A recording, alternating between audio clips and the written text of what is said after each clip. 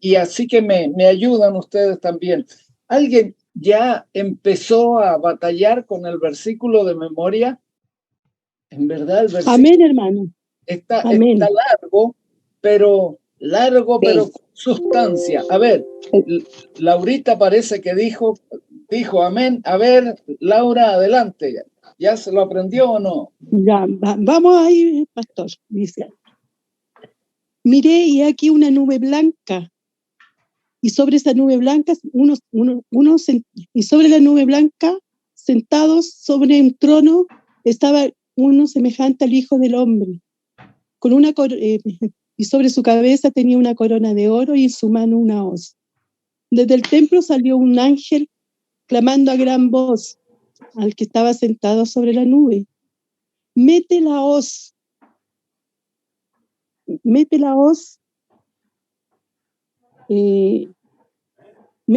y ciega, porque la hora de cegar ha llegado, y la mies de la tierra está madura. Y el que estaba sentado sobre la nube metió la hoz sobre la tierra, y la tierra fue cegada.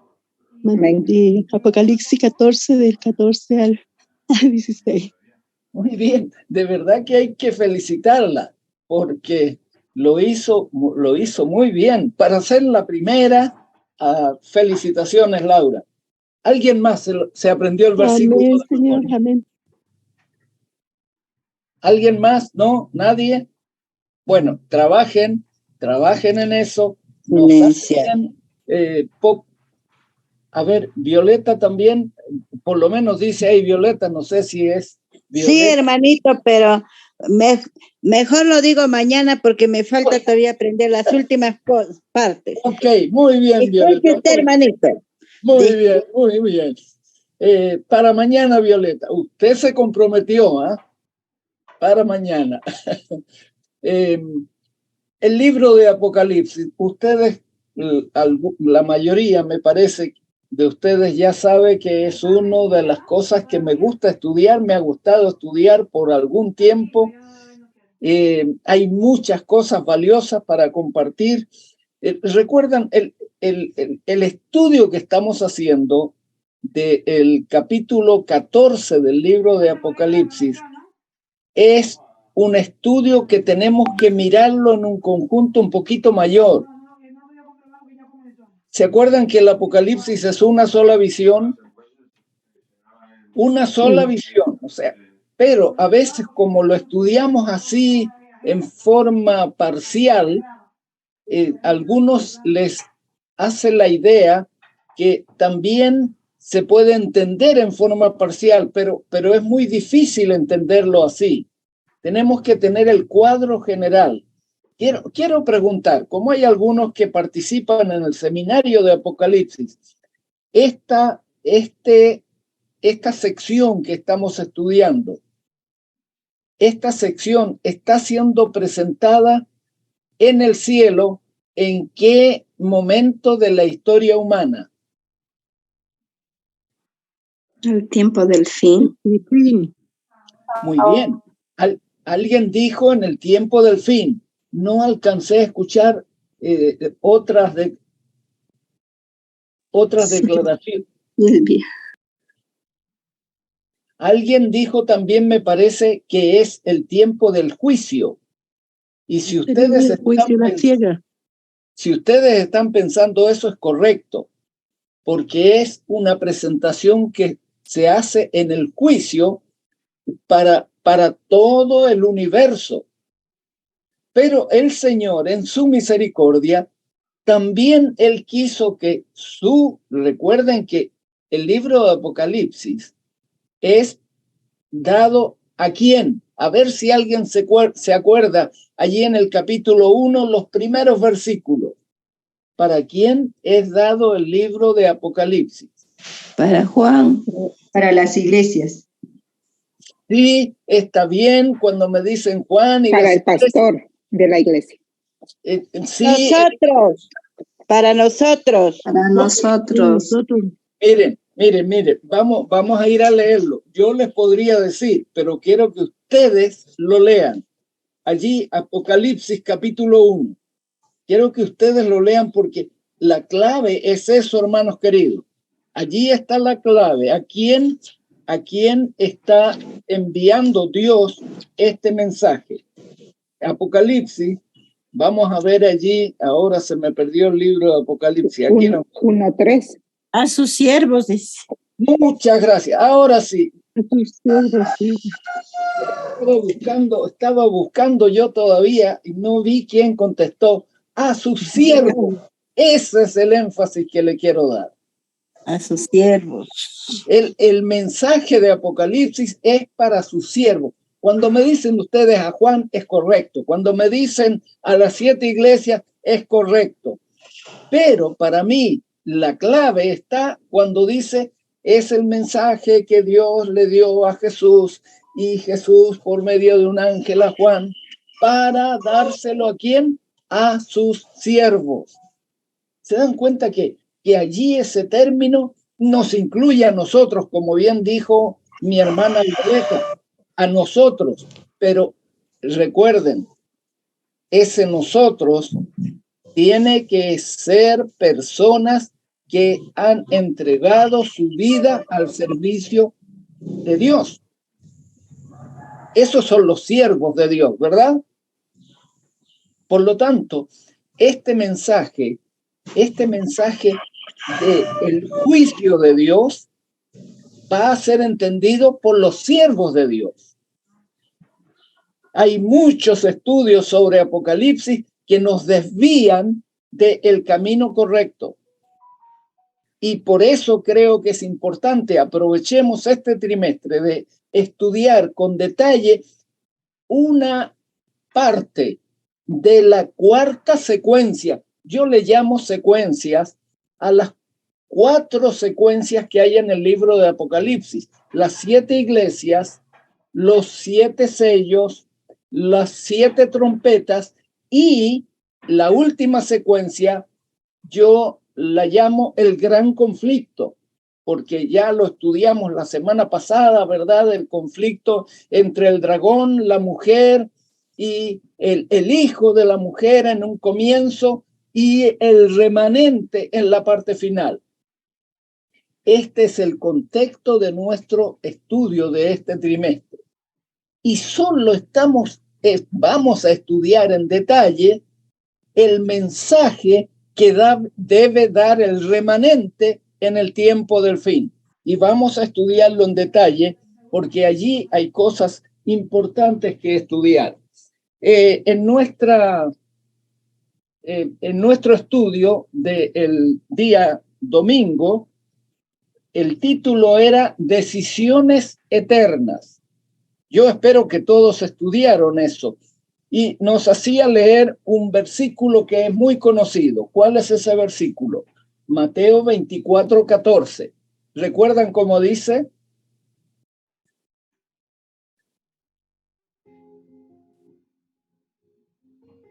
Mateo 24:14. Si no, alguien que lo lea.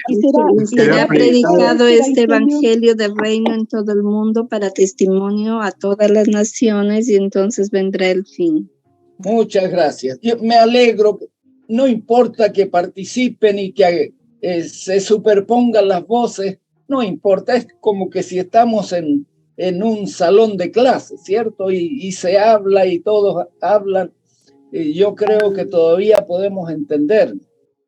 Allí está un versículo que es muy conocido y a veces necesitamos profundizar en ese versículo. Miren, yo voy a ocupar un minutito en hablar de ese versículo, porque aquí la lección nos decía que teníamos que compararlo con Apocalipsis 14:6.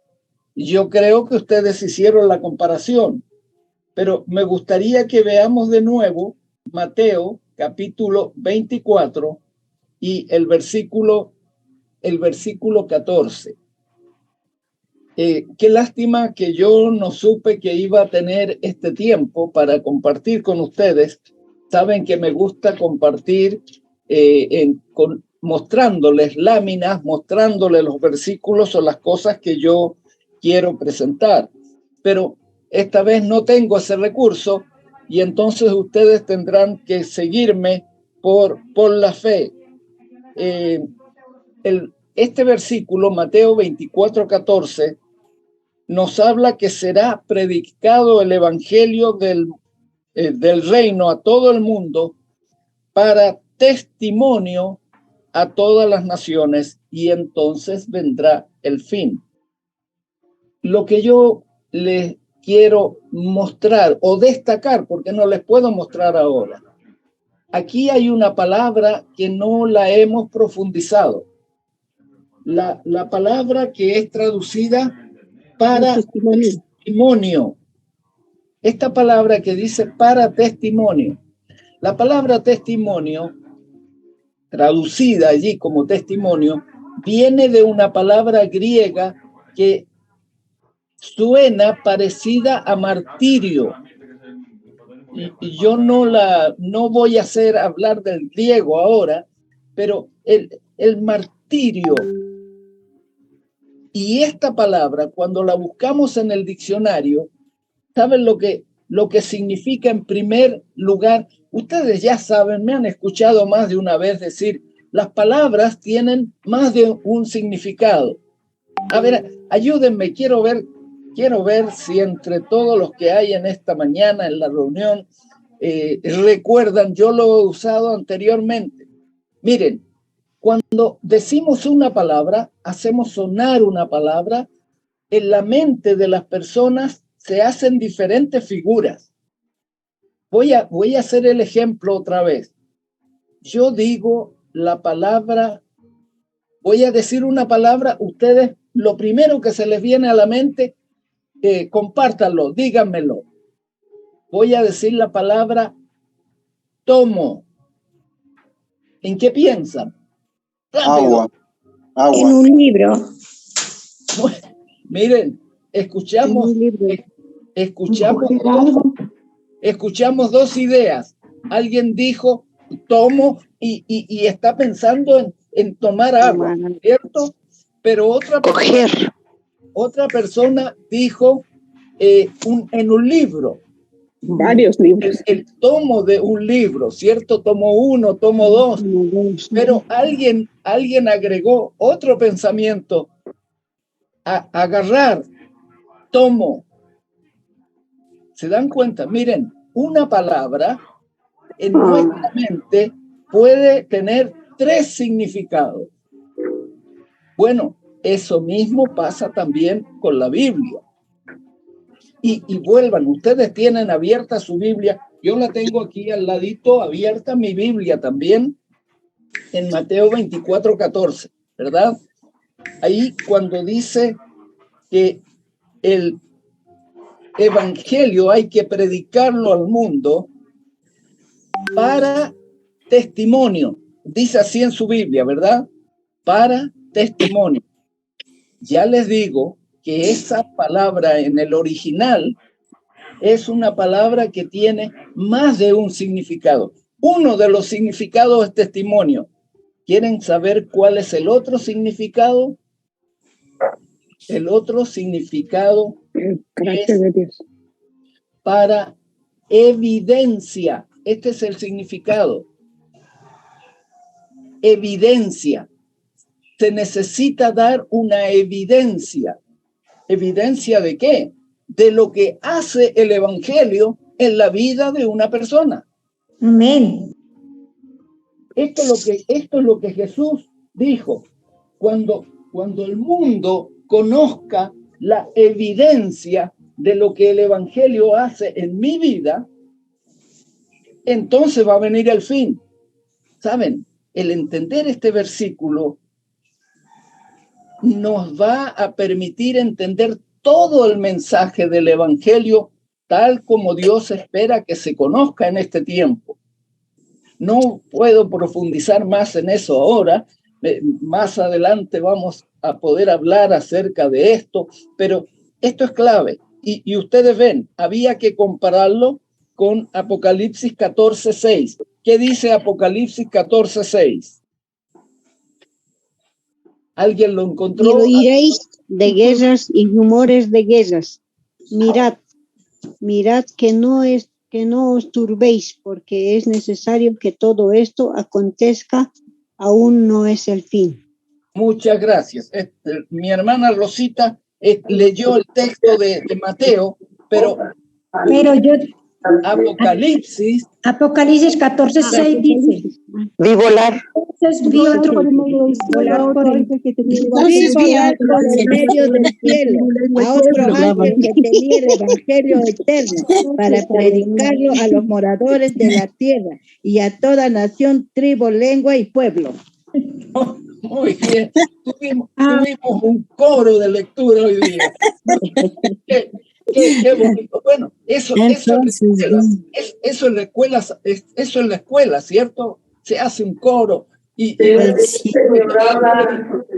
participar.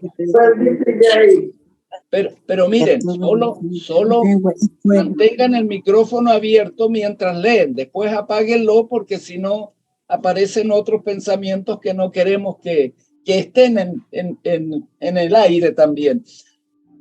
Ustedes ven que aquí podemos hacer una comparación de qué habla el versículo 6 de Apocalipsis, comparándolo con lo que dice el Señor Jesús en Mateo 24. ¿En qué se asemejan los dos textos? En predicar el evangelio del reino a todo el mundo. Predicar el evangelio. En la predicación del evangelio, ¿sí? Ahora, lo que yo quisiera grabar, esta es la idea mía, a veces el folleto nos presenta otras ideas, pero para mí la idea más importante, la predicación del evangelio, hermanos queridos, Por testimonio. debe ser hecha por testimonio, pero recuerden, esa palabra testimonio no es el bla, bla, bla. No sé si me dejo entender con eso. Es con la vida. Solo hablar. Mostrar la imagen del Señor. Es con nuestra vida, como dijo una hermana. Es con nuestra manera de vivir, con nuestra manera de hablar, con nuestra manera de comer, con nuestra manera de vestirnos, con nuestra manera de ser. Es con nuestros hábitos. Y nuestros hábitos forman nuestro carácter. Por lo tanto, el evangelio debe ser presentado por nuestro estilo de vida. Otras frases que usamos también en nuestro programa. Esto es lo que nuestra lección nos presenta, nos hace meditar y sigamos estudiándola. Esta vez no estaba preparado para compartir más pensamientos en lo que yo he estudiado, que estoy compartiendo con ustedes de la lección. Y ustedes ven, el estudio del capítulo 14 nos va a presentar la idea del mensaje que el pueblo remanente debe presentar al mundo como preparación para el cierre del tiempo de la gracia.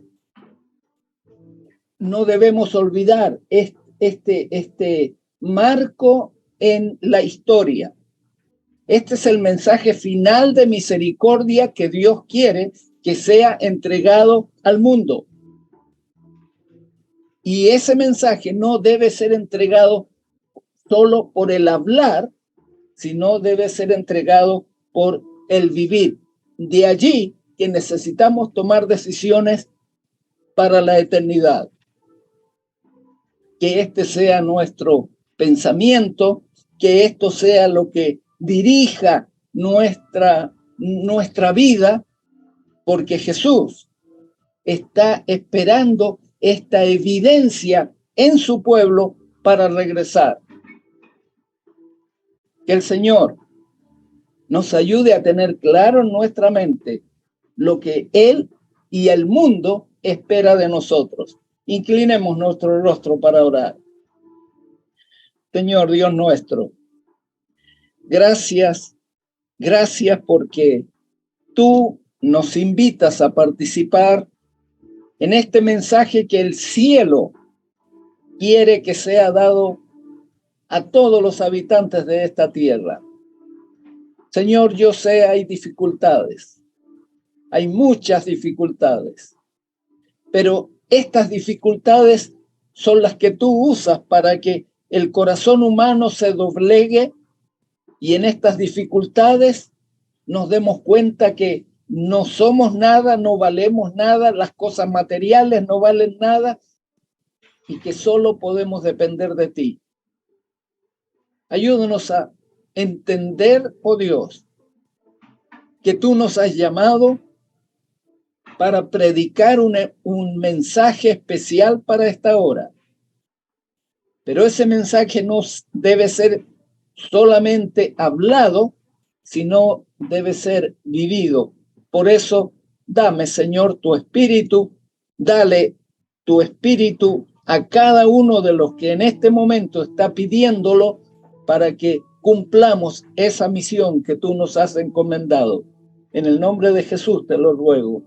Amén. Amén. Amén. Amén y amén. Amén, pastor, amén.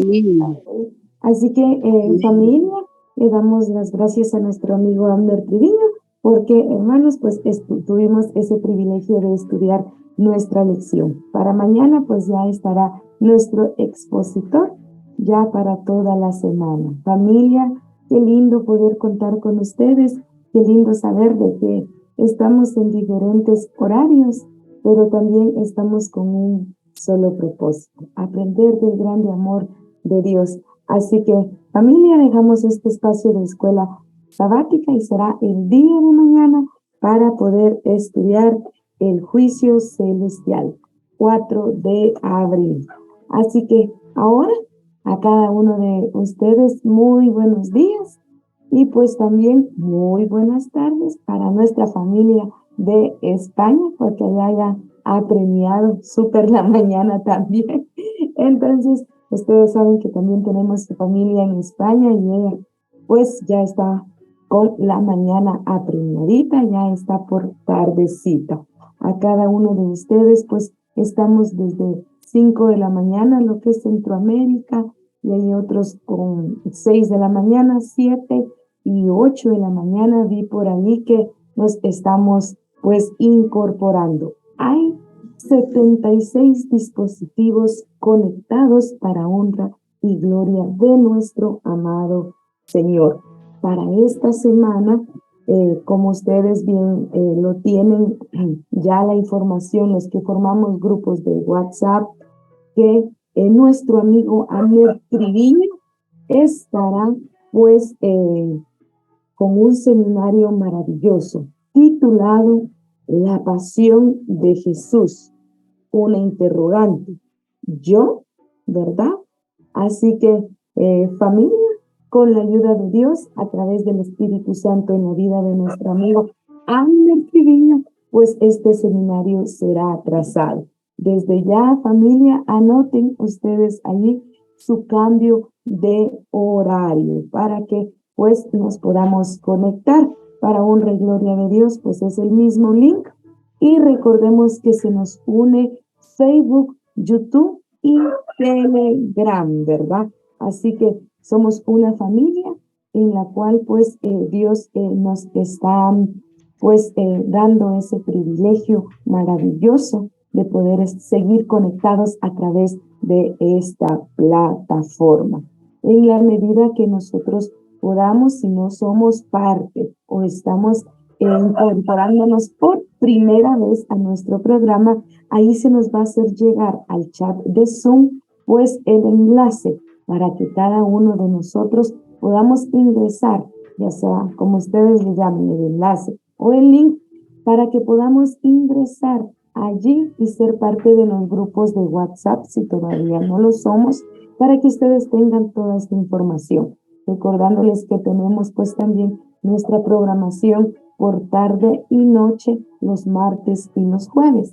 Martes con nuestro club de lectura y estamos estudiando el libro El Ministerio de Curación de nuestra hermana Elena G. de White. Vamos a ingresar ya al capítulo número 10 del libro. Y los jueves reestudiando las profecías. Estamos en el libro de Apocalipsis y estamos pues escudriñando el capítulo 5 y 6, ¿verdad? Estábamos viendo los 7 sellos. Así que, familia, esta es nuestra información para nuestros grupos. Esta semana, pues vamos a ver si vamos a coordinar bien ya los horarios de la tarde, porque recuérdense que como hay cambios, pues también van a haber cambios en los horarios de la tarde, me imagino, ¿verdad? Pero esperemos toda esa información. Así que familia,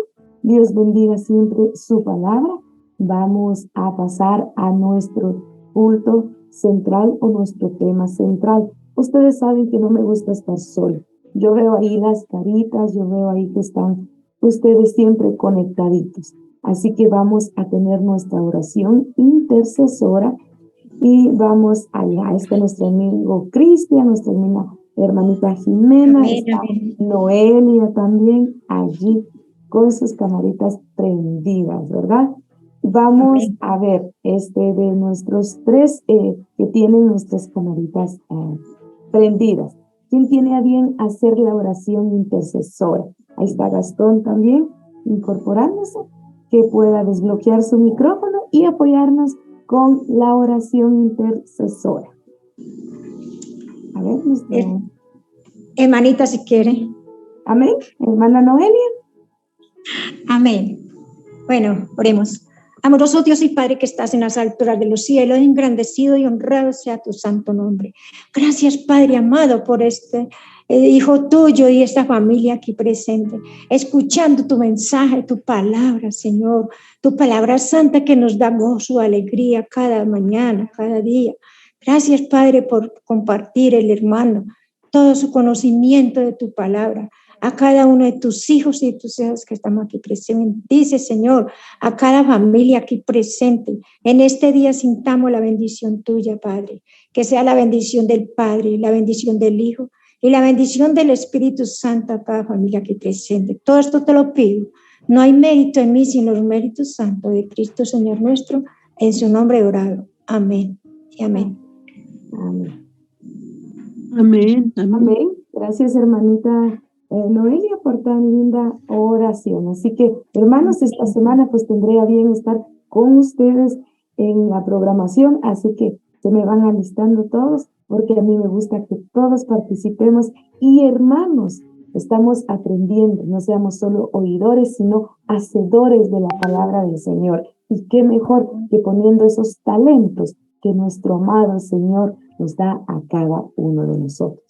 Así que con ustedes va a quedar con el estudio, con este seminario, nuestro gran amigo, nuestro gran guía espiritual, nuestro amigo Abner Triviño. Así que, amigo Abner Triviño, nuevamente, muy buenos días.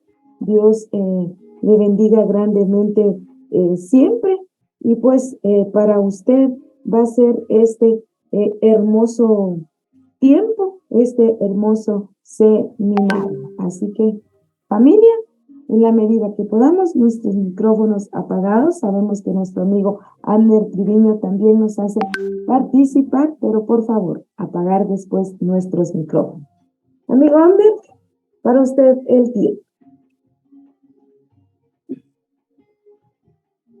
Buenos días, familia. No, si ya les había saludado, ¿verdad? Buenos días. Buenos días, pastor. En la repetición está el gusto, ¿verdad? Claro. Qué gusto de estar con ustedes en esta hora. No estaba programado a la primera hora, pero esta estaba programada y yo, ustedes ven, ya estaba preparado para esta hora. Estoy contento de estar con ustedes en esta semana, que es una semana muy especial. Muy bien, vamos a tratar de hacer funcionar esto para darles la presentación que hemos preparado. El título de esta semana, de toda la semana, La Pasión de Jesús. Soy yo, la hermana Mónica, ella solo le llegó la última partecita de la parte final, ¿eh? yo, pero le hemos agregado soy yo para que sea mucho más personal. El propósito es que esta semana nuestro estudio nos haga pensar en lo que Jesús ha hecho por nosotros. Por eso, ¿cuál es la pasión de Jesús? Iba a ser la pregunta, pero cambié la pregunta para el final. ¿Soy yo la pasión de Jesús? Vamos a darles el título del tema de hoy. Este es el título general de la semana, pero el tema de hoy va a ser Nació por mí. Yo espero que ustedes miren este tema como si fuera para ustedes también, porque esta es la experiencia que yo quiero compartir. Jesús nació por mí. Vamos a inclinar una vez más nuestro rostro para orar. Señor, no nos cansamos de orar, no nos cansamos de elevar nuestra mente a ti, porque de ti dependemos, por ti nos movemos, por ti somos. Oh Señor, tal como oró mi hermana Noelia, acompáñanos, estamos tempranito buscándote, te deseamos y ahora esperamos que seas nuestro maestro, que tú nos enseñes el significado de tu primera venida a esta tierra, nos enseñes qué es lo que estás esperando para regresar por segunda vez a buscar a tu pueblo. Señor, en esta hora, enséñanos para qué naciste, por qué naciste, cuál es tu pasión. Te lo ruego en el nombre de Jesús. Amén. El día de ayer fue un día muy especial para millones de cristianos. Yo no sé lo que pasa en el país donde ustedes viven, pero en general, desde España y casi todo Latinoamérica, hubo una celebración especial entre los cristianos. ¿Verdad que sí? No sé si ustedes Domingo de Ramos. Pudieron ver. Muy bien, muchas gracias. Así es como le llaman, ¿no? El Domingo de Ramos.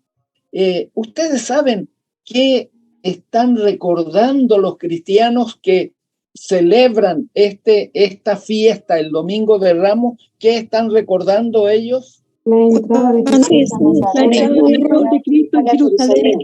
Entrada triunfante de Jesús. Ay, ay, ay. Qué bueno. Se ve que muchos de nosotros hemos venido de estas tradiciones. ¿Ah? Qué bueno. Miren, esta celebración es en recuerdo de lo que estamos viendo aquí. Es un dibujo, todo lo que yo les, excepto la primera lámina que mostré, eso es una foto de un lugar. No voy a decir qué lugar, porque ese podría ser cualquier lugar en Latinoamérica o incluso en España o en cualquier otro país. Pero el recuerdo de esta escena es lo que se celebra. La entrada de Jesús a Jerusalén. ¿Ustedes saben lo que significaba el que entrara una persona así a la ciudad de Jerusalén? Ahora era un rey de triunfo, de gloria. Muchas gracias, alguien lo dijo. Miren, esta era la entrada que se le daba a quien iba a ser coronado rey. Jesús fue introducido como el rey que los iba a liberar del yugo romano. Esta era la idea que ellos tenían. Pero ustedes ven cómo tenían un enfoque equivocado, estaban equivocados en lo que ellos esperaban de Jesús. Miren, esta es la primera gran advertencia. ¿Qué espero yo como cristiano de Jesús? A veces las expectativas que tengo pueden estar equivocadas. No es lo que Él me va a dar, no es lo que Él me quiere dar. Estemos atentos, porque esta misma gente que aquí le gritaba Hosana y muchas cosas muy lindas, el próximo viernes, en esa semana, el próximo viernes que ellos vivieran sobre esta tierra, muchos estarían gritando, crucifícale, crucifícale. ¿Se dan cuenta qué volubles, qué cambiantes que somos los seres humanos? Sí. Pensemos, ¿cierto? Yo lo único que quiero es que piensen cuán cambiantes somos con relación a Jesús, en este caso, con relación a Jesús. Ahora, el estudio que yo quiero que tengamos hoy, lo quiero comenzar con esta introducción. Marcos capítulo 3, versículo 17. Aquí aparece un texto que nos introduce a una persona a la cual me dediqué a estudiar su vida. Y les voy a decir por qué. Porque su vida es un reflejo de mi vida también. Y posiblemente es el reflejo de la vida de alguno de ustedes, sino de todos. Ustedes ya lo encontraron. Voy a pedir que alguien lo lea, por favor. A Jacobo, hijo de Zebedeo, y a Juan, hermano de Jacobo, a quienes apellidó Boanerges, esto es, hijo del trueno. Muchas gracias. Esa es la voz de mi hermana Tania. Miren, este es el joven, era un jovencito, era uno de los más jóvenes entre los discípulos de Jesús. Y si ustedes notaron, el Marcos aquí en el capítulo 3 nos está dando la lista de los discípulos a los cuales Jesús llamó. ¿Se dieron cuenta, verdad? Y entonces describe a Jacobo, hijo de Zebedeo, y a Juan. Este es el personaje. Juan, hermano de Jacobo. ¿Qué nombre le puso Jesús? Boanerges, hijo del trueno. Hijo del trueno. Del trueno. Les pregunto, ¿les da a ustedes una idea de un muchacho tranquilo, un muchacho apacible? Este Juan. Todo lo contrario. No, Todo lo contrario. Todo lo contrario, ¿verdad? Hijo del trueno. No voy a hablar mucho ahora de esta relación de hijo y el trueno. Otro día puedo hablar especialmente cuando hablamos de Jesús como el Hijo de Dios. Pero hijo del trueno significaba no que era hijo de un trueno, pero mostraba una característica que él tenía. Su carácter era explosivo. Y cuando, así me lo imagino yo, cuando él se enojaba, las cosas no marchaban muy bien a su alrededor. Ahora, esto me muestra a un joven con un carácter que es imposible que pueda ser un buen discípulo de Jesús. ¿Les parece? Era como decir que era colérico sanguíneo, ¿no? Muy bien, usando la terminología de los estudiosos de hoy. Gracias, Gastón. Ahora, miren, este tipo de carácter es muy común, ¿verdad que sí?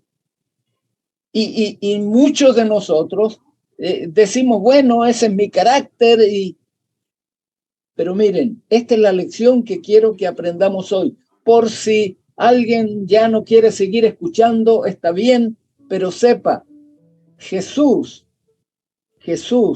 nació en el corazón de Juan. Y cuando nació en el corazón de Juan, transformó su vida. Transformó su vida. ¿Por qué? Porque nosotros encontramos que al terminar su vida, Juan podía escribir las siguientes palabras. Vamos a leer ahora la tercera carta de Juan. La tercera carta de Juan es uno de los últimos escritos de lo que nosotros llamamos la Biblia. No es el libro de Apocalipsis. Lo último que fue escrito en verdad fue el Evangelio, pero esta carta es una de las últimas. Y aquí en el versículo 4, escribiendo Juan a un hombre, a un cristiano llamado Gayo, le escribe, siendo él, dice, ya anciano, el anciano a Gayo. Estas son las palabras, escuchen bien esto, estas son las palabras de Juan, hablando o escribiéndole a su amigo Gayo. Sin embargo, nosotros siempre usamos, o casi siempre, usamos estas palabras como que Dios está hablándonos. Y yo estoy convencido de que es así. ¿Y saben por qué es así? Porque a esta altura de su vida, Juan ya no es el hijo del trueno. Ahora es el discípulo amado. ¿Se dan cuenta lo que el Evangelio hizo con Juan?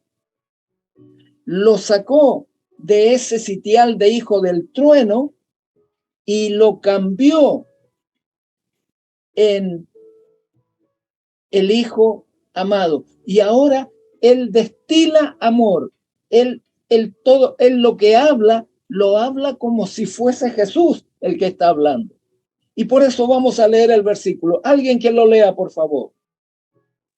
No tengo yo mayor gozo que el oír que mis hijos andan en la verdad. Miren cómo él trata a su amigo Gayo y a todos nosotros. Él dice, yo no tengo mayor gozo que que oír que mis hijos andan en la verdad. Mis hijos, wow. Antes el que era truenos y relámpagos, ahora escribe, hijitos míos. ¿Ustedes recuerdan los escritos de Juan? ¿Quién moraba en la vida de Juan? Jesús, ¿verdad? Jesús. Estas son las palabras de Jesús. Este es el pensamiento de Jesús. Por lo tanto, no hay problema en pensar que Jesús tiene gozo cuando ve que sus hijos andan en la verdad. ¿Se dan cuenta lo que Dios está queriendo hacer contigo y conmigo? Transformarnos de tal manera que nuestro carácter deje de ser lo que somos ahora y sea transformado a un carácter semejante al de Jesús. ¿Quién produjo este cambio extraordinario? El Espíritu Santo. El Espíritu Santo, que es el consolador que dejó Jesús cuando ascendió al cielo. Pero para poder conseguir eso, primero, Jesús nació. Jesús nació para que yo sea transformado y para que llegue a ser su mayor alegría. Miren lo que dice un libro que se llama El Camino a Cristo. Yo espero que ustedes conozcan este libro. Si no lo conocen, les sugiero que lo lean, especialmente durante esta semana. Lean este libro. Es un librito pequeño. Y es un libro de amor. En la página 13, miren cómo dice. Jesús vivió, sufrió y murió para redimirnos. Se hizo varón de dolores para que nosotros fuésemos hechos participantes del gozo eterno. ¿Ustedes ven cómo la revelación antigua y la revelación moderna van de la mano? Es el mismo pensamiento. Jesús nació para redimirnos, para transformarnos. Él sufrió para que nosotros podamos tener gozo, pero no sé si alguna vez pensaron, pero yo una vez pensé y fue cuando encontré un libro, se los voy a poner aquí. ¿Qué hubiera pasado si Jesús no hubiera nacido? No sé si lo pensaron alguna vez. ¿Qué hubiera pasado si Jesús no hubiera nacido? Estaríamos perdidos. No, perdido. Muy bien, estaríamos Nada se perdidos. hubiese cumplido lo que Dios dijo. Miren, tienen toda la razón, estaríamos perdidos. Pero hay algo más. Y miren ustedes lo que a mí me parece que hubiera pasado. Para eso, veamos el mundo antes que Cristo naciera. ¿Cómo estaba el mundo antes que Cristo naciera? Hay 3 momentos importantes en la historia de la humanidad. El primer momento importante fue cuando Noé construyó el arca. Ustedes recuerdan que allí el libro de Génesis nos dice que la maldad aumentaba de tal manera, la violencia aumentaba de tal manera que Dios decidió destruir todo lo que había creado, pero por cumplir su promesa a Adán, permitió que Noé construyera el arca y se salvaran todos los que quisieran entrar en el arca. Pero la maldad, la violencia inundó la tierra. Momento importante. El segundo momento importante es cuando Jesús vino. ¿Cómo estaba el mundo antes que Cristo viniera? Miren lo que escribió Juan. Ustedes ven que me estoy remitiendo a lo que dice Juan en su mayoría. Juan 3:19. Alguien que lo lea, por favor.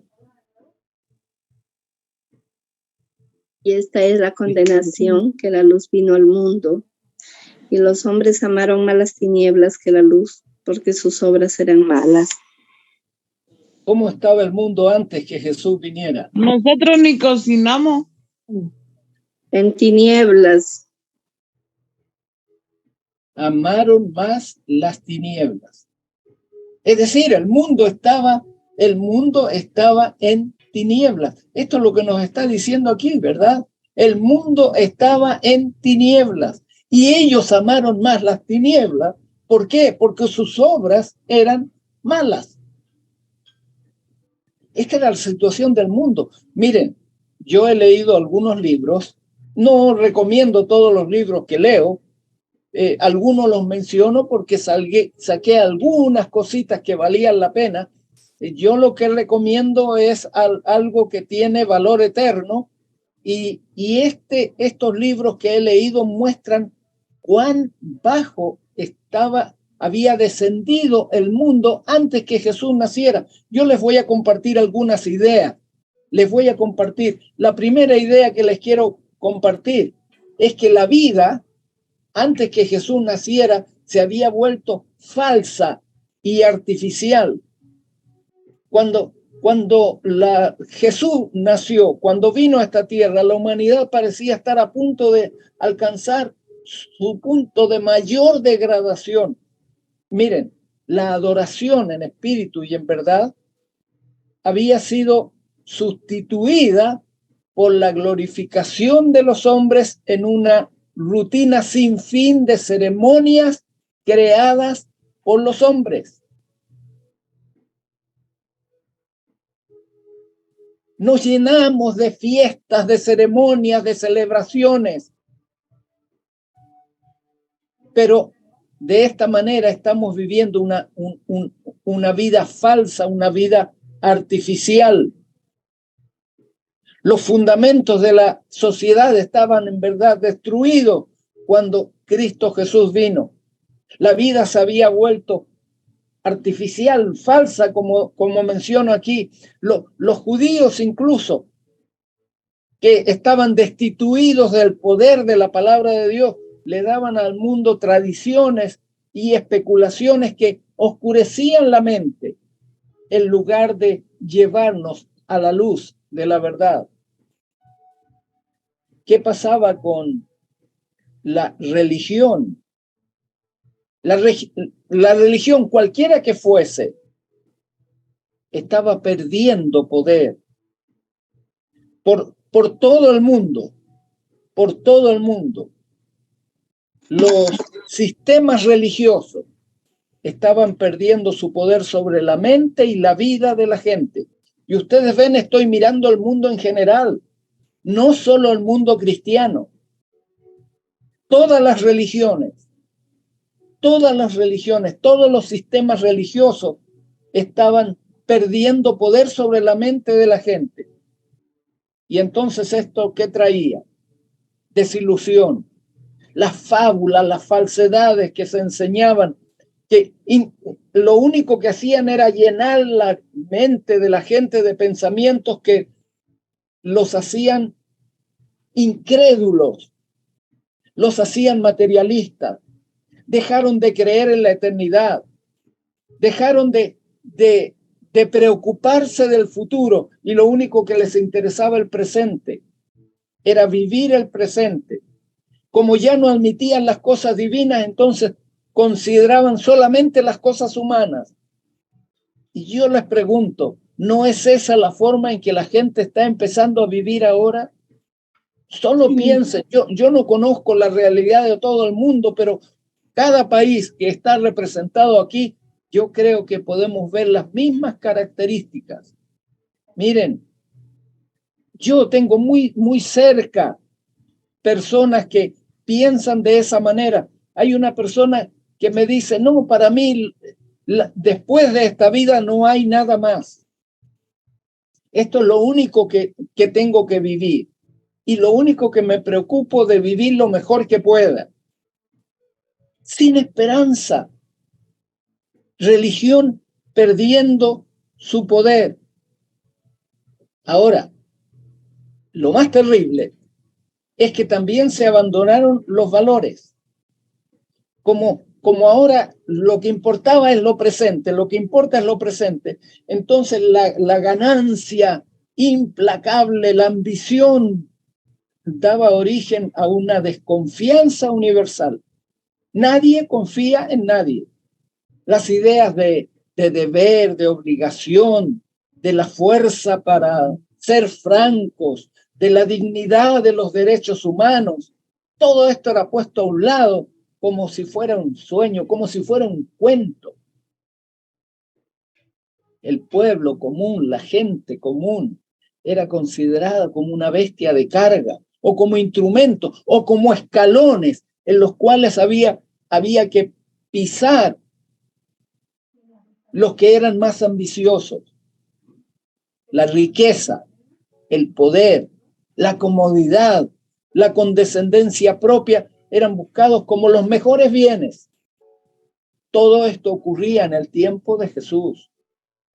Ahora, la decadencia física, el deterioro del cuerpo, el embotamiento mental, las enfermedades mentales.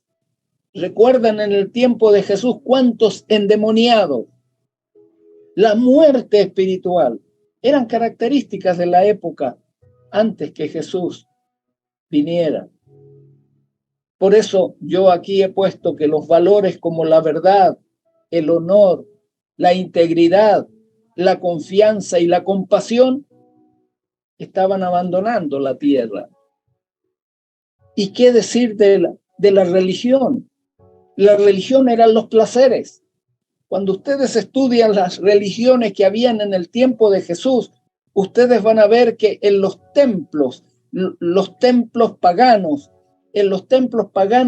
el servicio que se rendía era parecido a lo que conocemos hoy como la prostitución. Solo placer, solo placeres. En un libro escrito por la Revelación Moderna, que se llama La Educación, en la página 75 encontré esta cita. Esta cita es un poco larga, pero la voy a compartir con ustedes porque me parece a mí que refleja perfectamente lo que pasaba en el tiempo de Jesús y lo que pasa también en nuestro tiempo. Miren cómo dice esta cita. A medida que las pasiones y los propósitos malos de los hombres eliminaban a Dios de sus pensamientos, ese olvido los inclinaba cada vez con más fuerza ¿hacia dónde? Hacia el mal. Hacia el mal. Les pregunto, ¿No estamos viendo exactamente lo mismo ahora? Recuerden, es en el tiempo del fin cuando surge el pensamiento de que Dios ya no existe, el pensamiento ateo, como le llamamos hoy. Dios no existe. El mundo no lo hizo Dios, sino fue por el azar, por la evolución. Los hombres eliminaban a Dios de sus pensamientos en el tiempo de Jesús. Lo han hecho ahora en el tiempo del fin. Y este olvido de Dios inclina cada vez más a los seres humanos hacia el mal. Ustedes ven cómo se repite la historia. Sigue esta cita. Miren cómo sigue diciendo. El corazón que amaba el pecado vestía con sus atributos a Dios. Y este concepto fortalecía el poder del pecado. Es decir, ellos que vivían en pecado miraban a Dios con las mismas características que ellos tenían.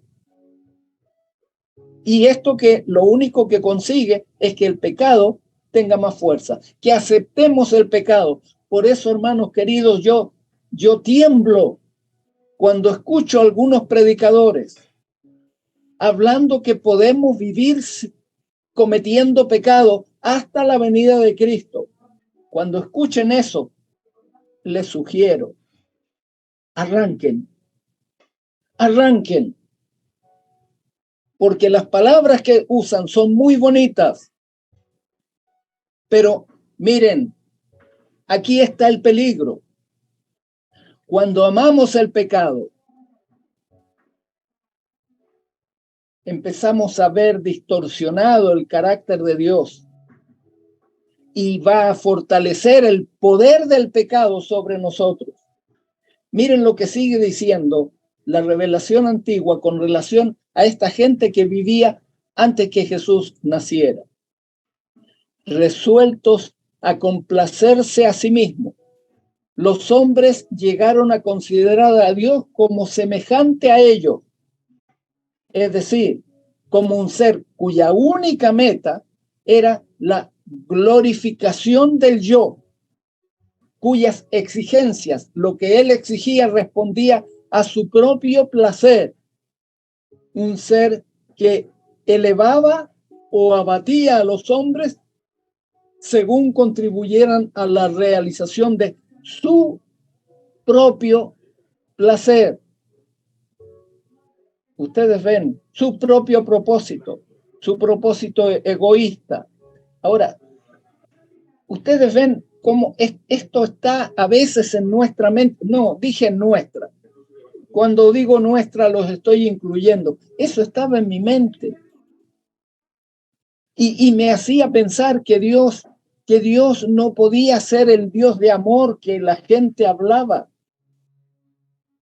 ¿Por qué? Porque el pecado nos hace pensar que Dios es como nosotros, es semejante a nosotros, que lo único que quiere es glorificarse Él, y por eso rechazamos sus leyes, porque sus leyes no las consideramos una protección, sino consideramos sus leyes como una prohibición. Y por eso Él nos castiga si nosotros no estamos contribuyendo a sus propósitos egoístas. Y termina la cita. Todo el mundo se iba convirtiendo en un sumidero de corrupción. Les pregunto, ¿se asemeja a nuestro tiempo o no?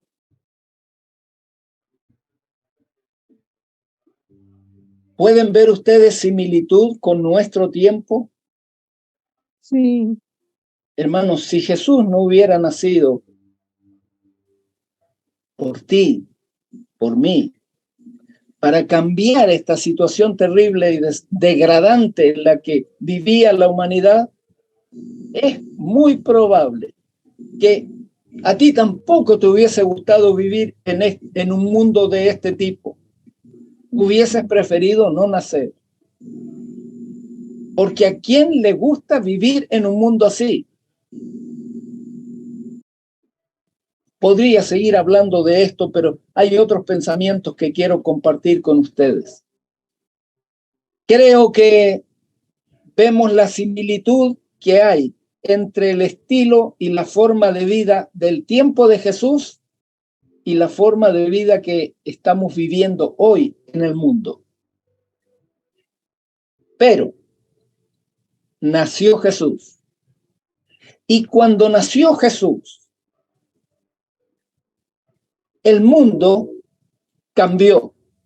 Ustedes me van a decir, pero ¿cómo que cambió? Miren, el ofrecimiento del cambio estaba. Y quiero que sus mentes vayan al día en que nació Jesús. Cuando Jesús nació, ustedes recuerdan la historia.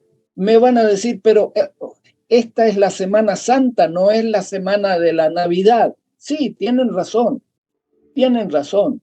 Pero para entender lo que pasó en la Semana Santa, necesitamos saber lo que pasó cuando Jesús nació. Y cuando Jesús nació, ustedes recuerdan lo que pasaba allí, en los campos de Belén. Esta es una lámina, un dibujo que nos ilustra lo que se vivió en ese lugar. Ese era el lugar donde David había apacentado sus ovejas también. Y miren lo que dice Lucas. Y vamos a ver lo que dice Lucas capítulo 2, el versículo 10 y 11. Solo 2 versículos vamos a mencionar. Y allí está el relato de lo que estos pastorcitos de Belén vieron en el cielo. ¿Qué dice el versículo 10? ¿Alguien lo quiere leer, por favor? Pero el ángel les dijo, no temáis, porque aquí os doy nuevas de gran gozo, que será para todo el pueblo, que os ha nacido hoy en la ciudad de David un Salvador, que es Cristo el Señor. Aquí estaba la noticia de el nacimiento de qué. ¿Cómo dice el versículo? De un Salvador. De un Salvador. Atención, piensen bien. Todos tenemos que pensar de la misma manera. Cuando dice, os ha nacido hoy un Salvador, la pregunta que tienen que responder en sus mentes, ¿él vino a salvar de qué? Del pecado. El pecado. A salvarnos. Ojalá que todos pensemos en eso. Ojalá que todos pensemos en eso. Y les voy a enfatizar. ¿Por qué? Porque hoy día muchos piensan en la salvación y piensan en que van a vivir en el cielo, etcétera. Y está bien, no estoy diciendo que no. Pero antes de pensar en todo eso, tenemos que pensar que Jesús vino para salvarnos de esta situación que estábamos viendo anteriormente. Vino a salvarnos de la degradación a la cual el mundo fue llevado por Satanás. Satanás nos lleva a la rebelión contra Dios, porque sabe que de esa manera no podremos gozar de todas las bendiciones que Dios quiere darnos. Pero claro, Él no lo dice abiertamente, Él nos engaña y tiene que engañarnos para conseguir sus propósitos. Pero por eso debemos recordar que nació un día en esta tierra un Salvador de nuestros pecados. Es el Cristo, es el Señor. Esta palabra es clave. Señor significa el que nos va a gobernar, porque el que nos gobierna ahora es el enemigo del Señor. Pero Jesús vino a traernos la libertad, un Salvador. Ahora, este que nació, ya veo que el tiempo va corriendo demasiado rápido y tengo varios pensamientos que quiero compartir. Miren, la venida de Jesús, el nacimiento de Jesús, es una demostración que lo divino se revistió de humano. Miren, esto es imposible de entender. Nosotros no podemos entenderlo. Esto le llaman la encarnación. La encarnación es un misterio. Pero hasta donde ha sido revelado, tenemos que tratar de entenderlo. Hay un texto que lo voy a compartir con ustedes. Filipenses, capítulo 2, versículos 5 al 7, vamos a leer. ¿Qué dice allí? Alguien que me ayude, por favor. Haya pues en vosotros el sentir que hubo también en Cristo Jesús, el cual, siendo en forma de Dios, no estimó el ser igual a Dios como cosa a que aferrarse, sino que se despojó a sí mismo, tomando forma de siervo, hecho semejante a los hombres. Muchas gracias. En estos tres pasajes que están delante de ustedes, quiero destacar, no estamos estudiando la naturaleza humana de Jesús, pero necesitamos destacar algo aquí. Jesús, antes de nacer en esta tierra, era Dios. Y cuando nació en esta tierra, escúchenme bien, siguió siendo Dios. Pero, atención, Él revistió su divinidad con la humanidad. ¿Cómo lo explica el apóstol Pablo cuando le escribe a los hermanos que vivían en Filipo? Él les dice, Él no estimó el ser igual a Dios como algo a que aferrarse. Es decir, Él no se quedó como siendo Dios solamente, sino que se despojó a sí mismo. Esta es una característica que solamente Dios tiene. Él pudo renunciar al uso de sus poderes divinos para transformarse en uno de nosotros, para tomar la forma de siervo, para hacerse semejante a nosotros los seres humanos. Hermanos, meditemos en eso en esta semana. Siendo Dios, se despojó a sí mismo. No le dice nada a ustedes, a mí por lo menos me dice, tú que crees, te crees tanto, tú que crees que porque tienes títulos y porque tienes dinero y porque tienes esto o lo otro, tú crees que tienes valor. Este sí que tenía valor, era Dios. Y siendo Dios no se aferró a eso, sino que Él mismo renunció a usar sus poderes de omnisapiencia, sus poderes de omnipotencia, todos sus poderes. Él renunció a usarlos, no renunció a tenerlos, Él los tenía. Y hermanos queridos, esto para mí es la mayor demostración de su amor por mí, porque Él lo hizo para que yo lo tuviese como un ejemplo, para que yo lo mirase a Él como el modelo que yo debo seguir. Se despojó a sí mismo, tomó la forma de siervo. Cuando dice allí siervo, en verdad la traducción debiera ser esclavo, pero no voy a entrar en eso. Tengo que seguir. Y se hizo semejante a mí, semejante a ti. Para esto nació. Lo divino se hizo humano. Quiero compartirles algo que encontré en una revista. Está en inglés, pero está traducido para ustedes. Pero quiero que tengan ahí la cita.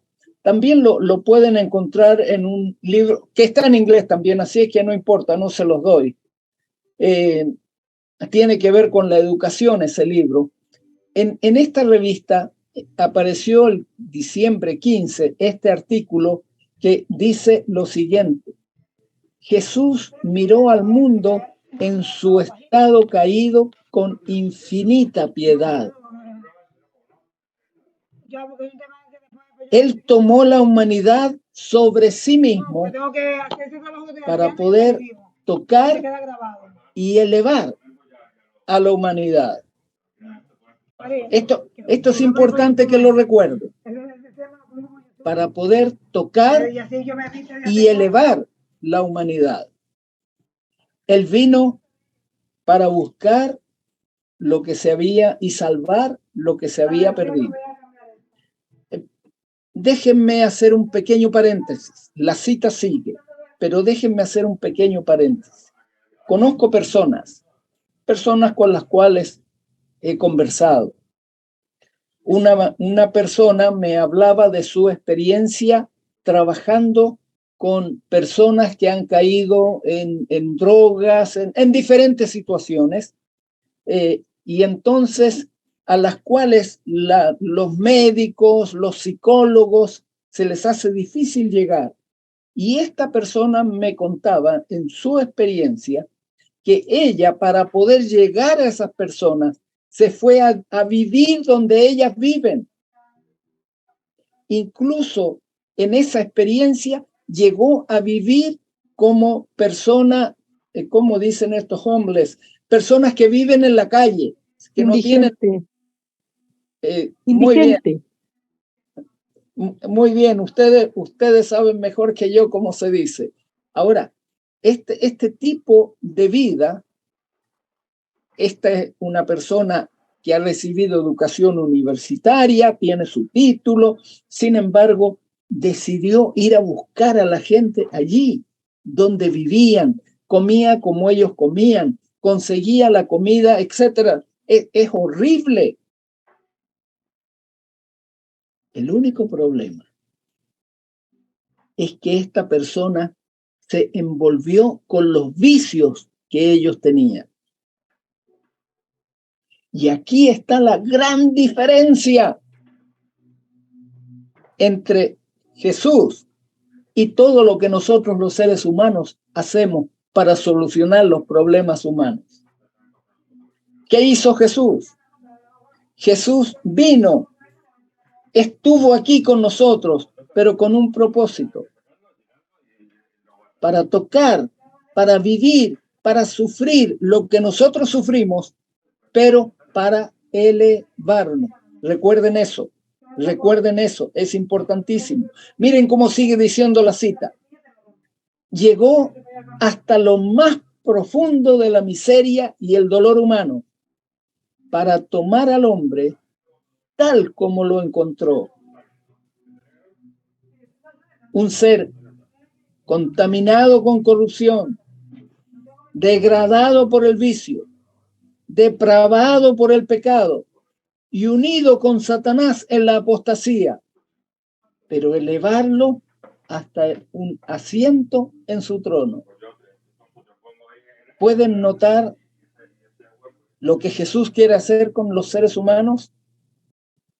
La cita sigue diciendo: pero de él está escrito que no se cansará ni se desanimará, y salió por el camino de la abnegación y el sacrificio, dándonos ejemplo para que sigamos sus pisadas, para que sigamos sus pasos.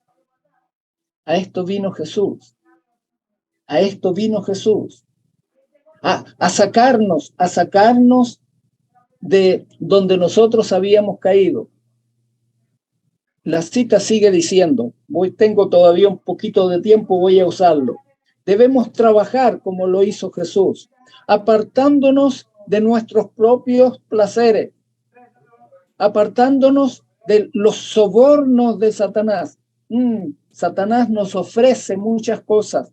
Cuidado, despreciando la comodidad y aborreciendo el egoísmo, para que podamos buscar y salvar lo que se ha perdido, sacando a las almas de las tinieblas a la luz, al sol del amor de Dios. Hemos sido comisionados para salir y predicar el evangelio a toda criatura. Y termino con esta parte de la cita. Pónganle atención a esta última parte. Debemos traer a los perdidos las nuevas de que Cristo puede perdonar el pecado, puede renovar la naturaleza, puede vestir el alma con las vestiduras de su justicia y traer al pecador a su juicio correcto y enseñarle y capacitarlo para hacer ¿qué cosa? Un obrero junto con Dios. ¿Podrán recordar estos pensamientos? Traten de recordarlos, traten de mantenerlos en tu mente, porque aquí está nuestra misión.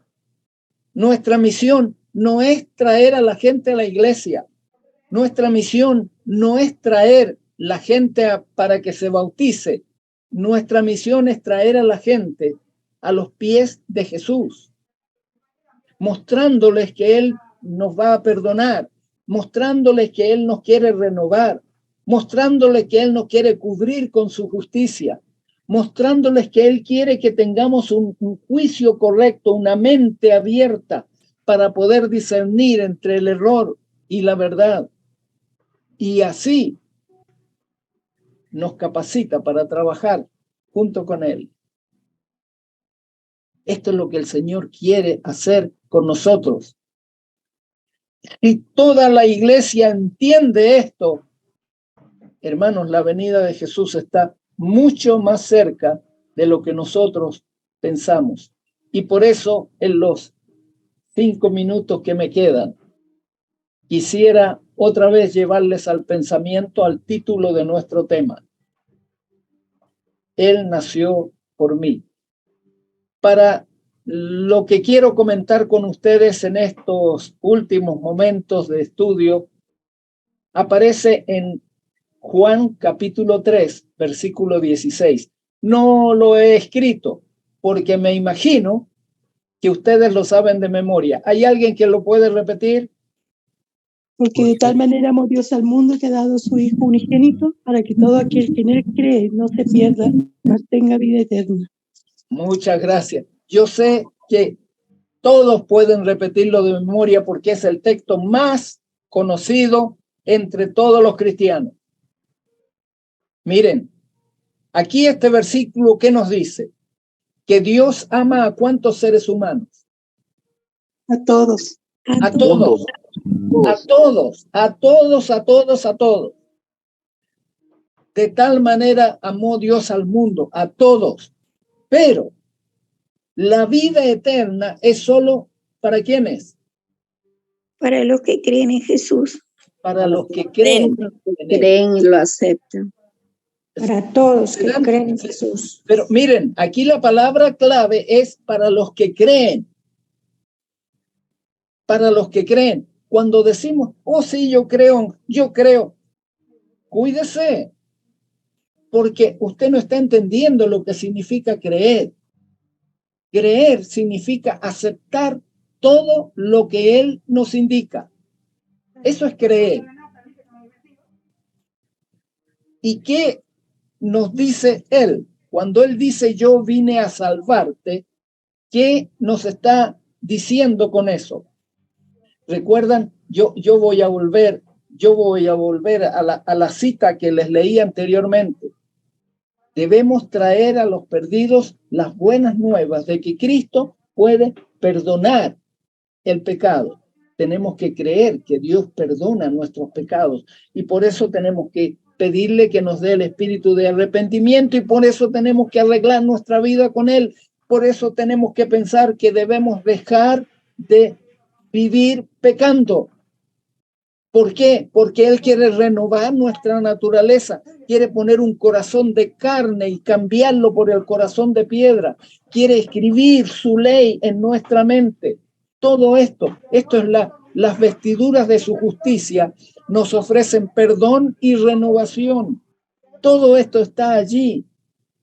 Todo esto está allí. Ahora, aquí nosotros tenemos, cuando Jesús nació, ¿cómo reaccionó la gente cuando él nació? Yo tengo aquí la pregunta: ¿cuál fue la reacción de la gente cuando Jesús nació? Y pensemos en 3 tipos de personas que vivían cuando Jesús nació. La primera, los líderes religiosos, los escribas, los fariseos, fueron indiferentes. ¿Recuerdan cuando Herodes les pidió que le dijeran cuándo iba a nacer el rey de los judíos? ¿Sabían ellos cuándo iban a nacer? No tenían ni idea, sabían pero ignoraron. Fueron indiferentes. Fueron indiferentes. Hermanos queridos, aquí estamos hablando de personas que son religiosas, personas que iban a la iglesia, personas que participaban en las fiestas, en las ceremonias, en toda la liturgia de la iglesia. Pero frente al nacimiento de Jesús, fueron indiferentes. No se preocuparon. No le pusieron atención. No dejaron que naciera en sus mentes. El otro tipo de personas está representado por Herodes. ¿Cómo se sintió Herodes? Se sintió amenazado por el nacimiento de este nuevo rey. Pero este nuevo rey no quería ser rey como Herodes. Este nuevo rey quería ser rey en la mente de sus seguidores. Cuando Jesús nació para ser rey en nuestros corazones. Ese fue el propósito de su nacimiento, porque él quería hacernos parte de su reino. Pero había otro grupo que ya lo vimos al comienzo: los pastores de Belén. Los pastores de Belén, ¿qué hicieron cuando supieron del nacimiento de Jesús?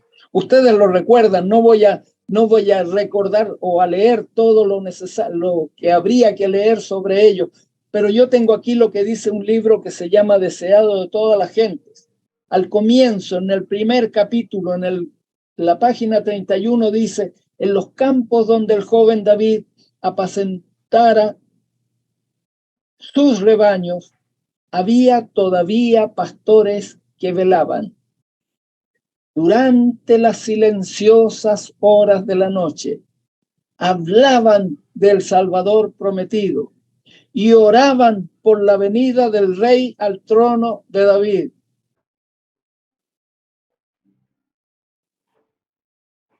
Jesús nació. Nació con una pasión. ¿Cuál era su pasión? Su pasión era yo. Su pasión eras tú. Por eso, al terminar nuestra meditación en esta mañana, yo quisiera hacerles recordar. Esto lo anoté aquí pensando en mí. Léelo. Y si piensas que es para ti, aplícalo a ti también. Y mantén tu micrófono apagado, pero léelo fuerte allí donde estás, si puedes hacerlo. Y allí pon este pensamiento en tu mente: Jesús nació por mí. ¿Para qué? Para ser el rey de mi vida, para administrar todos mis bienes materiales, para mi verdadera felicidad. Jesús nació por mí para ser el sacerdote de mi vida, para ser mi intercesor, para ser mi mediador, mientras el tiempo de perdón, de reconciliación, de gracia está abierto en el santuario celestial. Jesús nació por mí para ser mi sacrificio y morir en mi lugar, pagando así la culpa de mis pecados, de mis fracasos. Jesús nació por mí, porque Él quiere transformarme de hijo del trueno en discípulo amado, en hijo de Dios. Y esto lo hace, queridos hermanos y amigos, por una sola razón. Esto lo hace porque yo soy la pasión de Jesús. ¿Tú crees que eres la pasión de Jesús? Él nació. Él nació hace casi 2000 años atrás.